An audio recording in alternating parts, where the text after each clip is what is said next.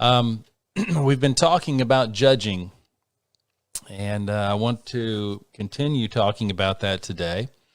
In the previous studies, we have looked at Jesus' statement in the Sermon on the Mount in Matthew chapter 7, "Judge not, that you be not judged." And what we have spent the first few studies discovering is that that was not a total prohibition against all judging.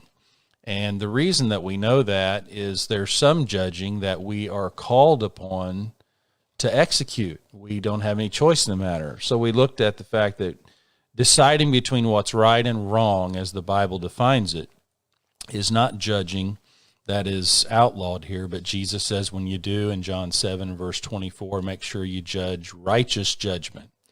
Do it the right way based on right and wrong as defined by Jesus. Pardon me. So we also then looked at Matthew chapter 7, verses 15 through 20, that this prohibition against judging does not include testing one's works, whether we're looking at our own life or the life of others, because Jesus said, by their fruits you will know them. The works show what they have in their heart. You can judge works, you can't judge hearts. And then last time we looked at the fact that judge not does not rule out church discipline, and that's something that all of us as local congregations are called upon to do. When there are those who get out of step, who walk disorderly, we're called upon to note those people, avoid them, and withdraw fellowship until such a time that they would make their lives right. But having said that,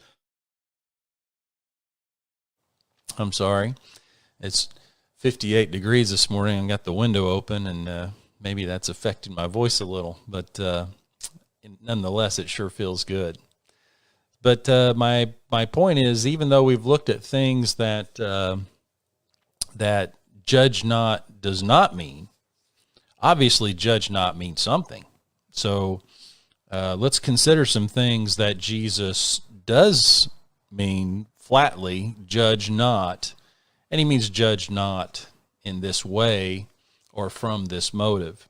First of all, we can see right from the context of Matthew 7 that Jesus means do not judge with the wrong spirit.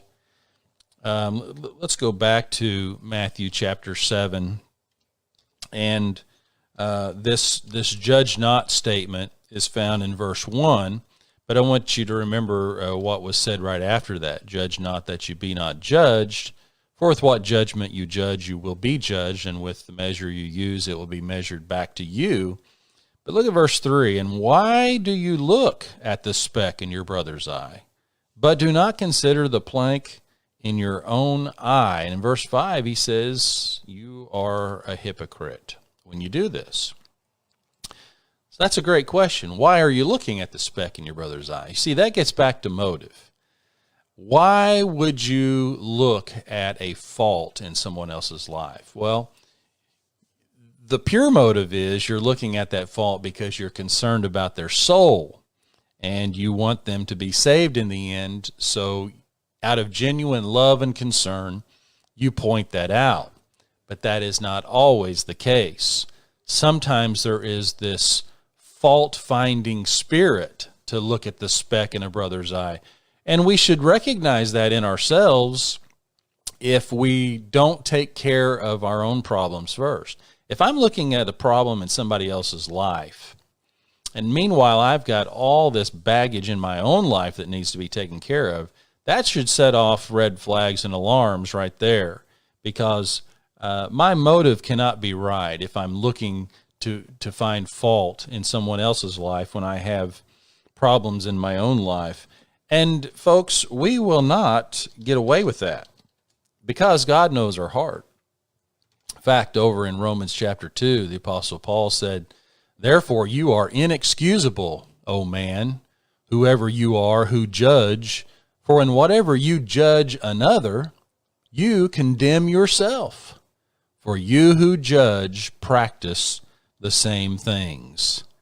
Now, why would you point out lying in another person's life when you have been lying yourself? Why would you point out fornication in someone else's life when you are guilty of fornication yourself? The only answer is you're looking to find fault.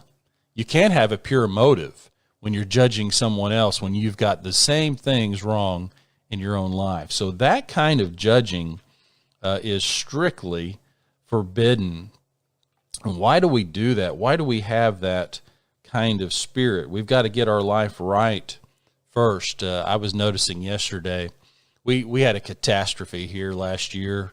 A water line broke going to our refrigerator that we didn't know about. It was flooding underneath the floor. By the time we found it, all kinds of damage was done. And so the entire kitchen had to be gutted and rebuilt. And I don't know if you've ever tried to live without a kitchen, but it is terrible. I mean, I don't know how many times I walked in there to throw a cup of coffee down the drain, and there was no drain. There was nothing. You couldn't cook. You couldn't get a drink of water. There was nothing there. The kitchen was gone. And I'll tell you, when that thing got fixed and we had a kitchen again, I was so thankful. And because a couple other rooms were attached to the kitchen, they got repainted, and so everything just looked so nice when they were done. And yesterday I noticed myself, I was looking down the wall and I was saying, well, here's a place that they missed. The paint doesn't look just right here. Here's a place they should have sanded before they painted it. And all of a sudden I'm finding all these things wrong. You know why? Because I'm looking for them now. I tell you, when they first got that kitchen done, I didn't care. I just wanted to see all those workers pack up and leave, and I was so thankful to have a kitchen. And now I'm looking for little tiny things wrong. Well, that's one thing in a kitchen. But folks, we cannot do that with the souls of other people. Fault-finding attitudes, God knows, and he will not put up with it. The other thing I wanted to talk about is we can't judge where evidence is lacking. And I brought this out earlier that, for example, one thing that we never really know about someone is their heart. We don't know their motive. Now, we may think that we do. We may think that we've got it figured out why they're doing something. But the simple fact is we don't know for sure. God does. And so the Apostle Paul in 1 Corinthians chapter 4, he tells us the solution to that, and the solution is you let God judge motives. You judge outward acts the best you can, but always remember, you don't know everything. 1 Corinthians chapter 4, Paul says, let a man so consider us as servants of Christ and stewards of the mysteries of God. Moreover, it's required in stewards that one be found faithful. But with me it is a very small thing that I should be judged by you or by any human court. In fact, I do not even judge myself. For I know of nothing against myself, yet I'm not justified by this. But he who judges me is the Lord. Therefore, judge nothing before the time until the Lord comes, who will both bring to light the hidden things of darkness and reveal the counsels of the hearts. And if I just bring up the footnote on that, it's the motives. Counsels the motives of the heart. Then each one's praise will come from God. So what do you know about my motive for doing these devotions each morning? You don't know. Maybe I'm getting paid on the side for doing this. Maybe I'm doing this to try to salve my own conscience because I'm not living right. Maybe I'm doing this because I think it's a good work and I'm trying my best to work for the Lord. You don't know, but God does. Now, I hope you'll give me the benefit of the doubt until I prove you wrong. But the fact is, you don't know my motive, and I don't know yours, but God does. And he'll bring all that out when he comes again.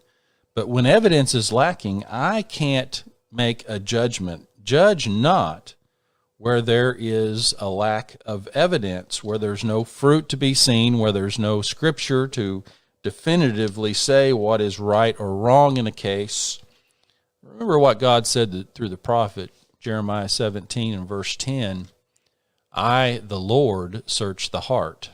I test the mind, even to give every man according to his ways, according to the fruit of his doings. You doubt someone has the right motive? Well, just keep your doubts to yourself. God knows.